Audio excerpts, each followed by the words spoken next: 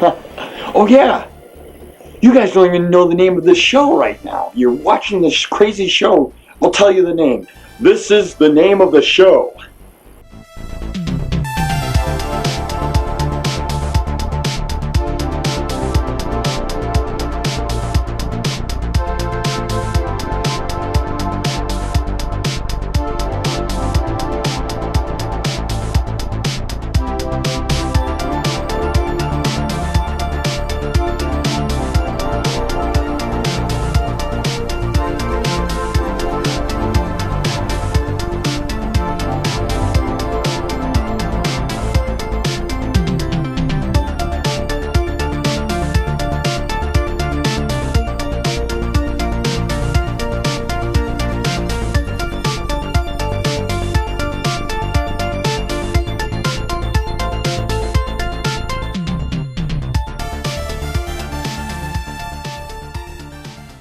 Went to college, came back, and was trying to get a job. Couldn't get my job back at NBC, so I had to find something. So I got a job at Pick and Save, and started working in there. And then I ended up working in the department of the toy department and the electronics department. All of a sudden, I get a call, and they're like, "Hey, Christian,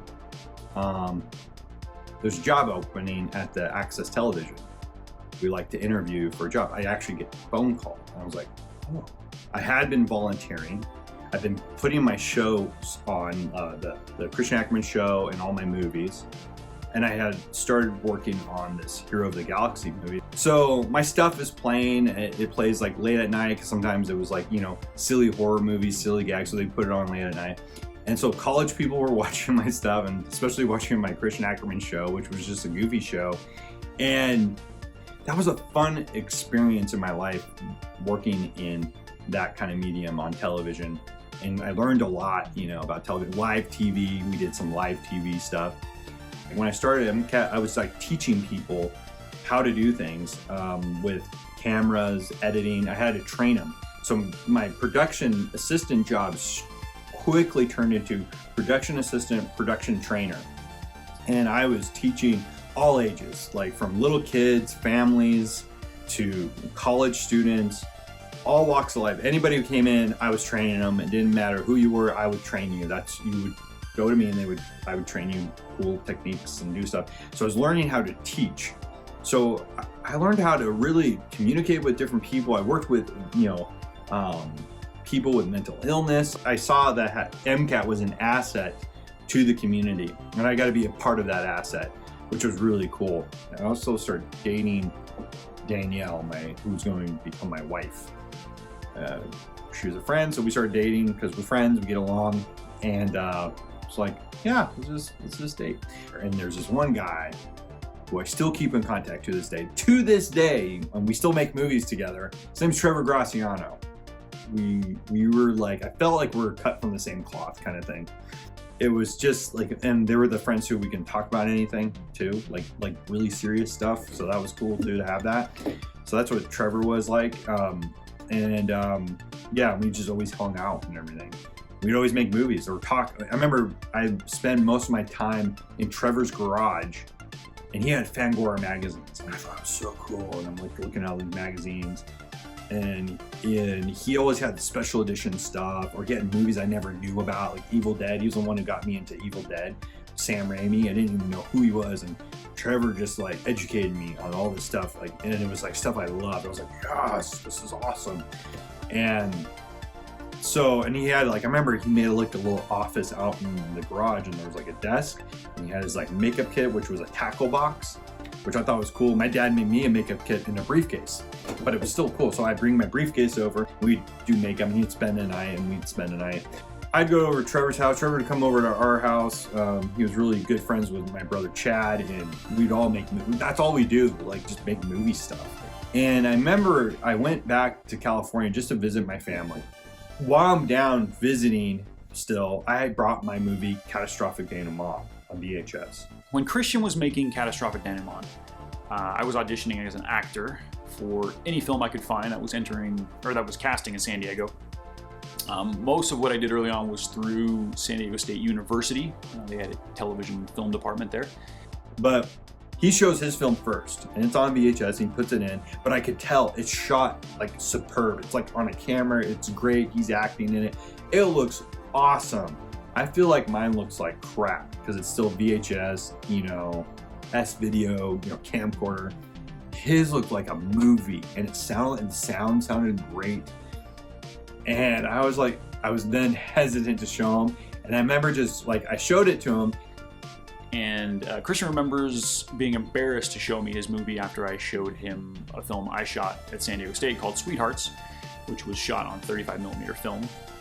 I mean, it looked amazing, but I had only acted in it, so there was no craft contribution coming from me other than my over-the-top Jim Carrey-inspired performance.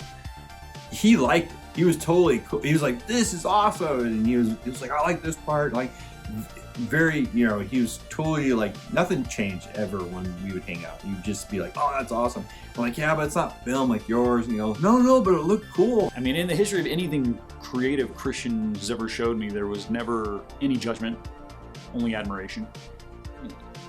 I've always been impressed and envious of what he can pull off with his creations. I mean, he is the epitome of DIY guerrilla filmmaking. That was a great night. You know, he made me feel a little bit better. I still felt like my film was crap, like Catastrophic Denouement was dumb.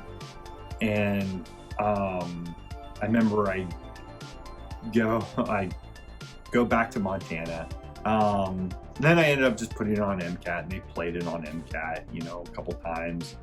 And Lori at MCAT goes, "Christian, you should like enter this in a film festival." And I'm like, "Right, really?" She's like, "Yeah, just see what happens." I'm like, "Okay." So I entered in a film festival and like whatever. And at this time too, this is a pivotal moment in my life. I made a Catastrophic Denouement. I really felt like I'm trying to make things be what I want it to be. Like, I want to be filmmaking and making movies and acting, and I want to be successful at it and all that. And it's like really hard.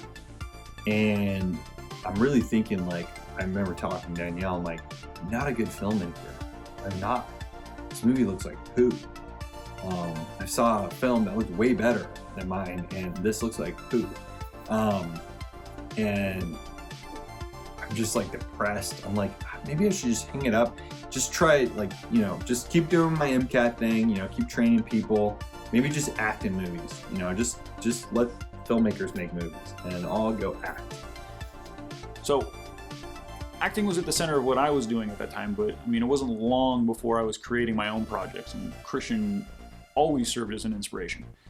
I mean, it was his early accomplishments that inspired me to shoot my own film, which was like around 2006. That movie was called Bison Boot Hill. It was a short Western comedy, and it was the first movie that I shot with a crew. And I had created a budget for all the costumes and props. I had built out all the in-camera effects myself. One of which was like a classic arrow through the leg gimmick, just like the Halloween prop that you buy, that you put over your head, and it makes it look like an arrow sticking through your brain. But it was also, I had hired like sound engineers or recording artists to do the music for it.